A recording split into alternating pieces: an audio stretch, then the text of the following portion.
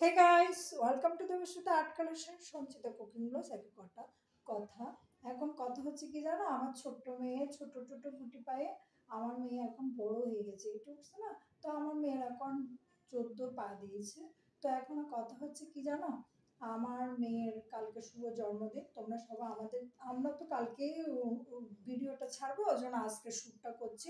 তো তোমাদের কাছে একটাই চাওয়া পাওয়া, আমি কি কি দিয়েছি ওকে সেটা একটু দেখা। আর প্রথমে আমাকে একটা গোলাপ দিয়েছে, তাই আমি কি দিয়েছি সেটা তোমাদের সাথে বলি।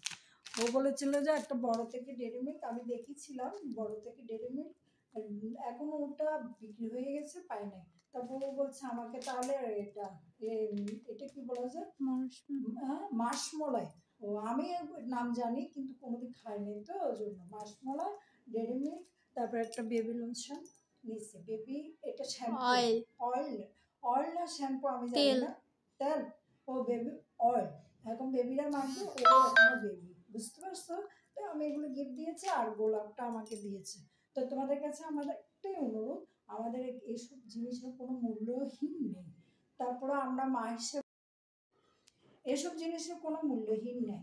তবে আমরা মা হিসেবে, বাবা হিসেবে, ও বাবা কিনে দেবো আমি কিনে দেবো একই কথা। আমাদের একটু এ মাসে একটু খরচ টরচ গেছে, তো ওই জন্য এইটাই নিয়ে সন্তুষ্ট। আর বার্থডেটা করবো, আমার বড় মেয়ে নয়, ওটা পরে কেকটা এনে আমরা বার্থডেটা করবো। আমরা প্রতি বছর আমরা বার্থডে করি কেক টেক এনে। ও তখন আমরা এগুলো মোটামুটি কিনি, চকলেট টকলেট। তো আমরা একটা কথা বলতে চাচ্ছি কি, এগুলো আমাদের কোনো মূল্যহীন নেই আমাদের কাছে। মূল্যহীন হচ্ছে মেয়ে বড় হোক, আর ভালোভাবে, সৎভাবে, ভালোভাবে, মানে মানুষ হোক। এটা হচ্ছে আমাদের চাওয়া আর পাওয়া। এগুলো কোনো মূল্যহীন আমি মনে করি না।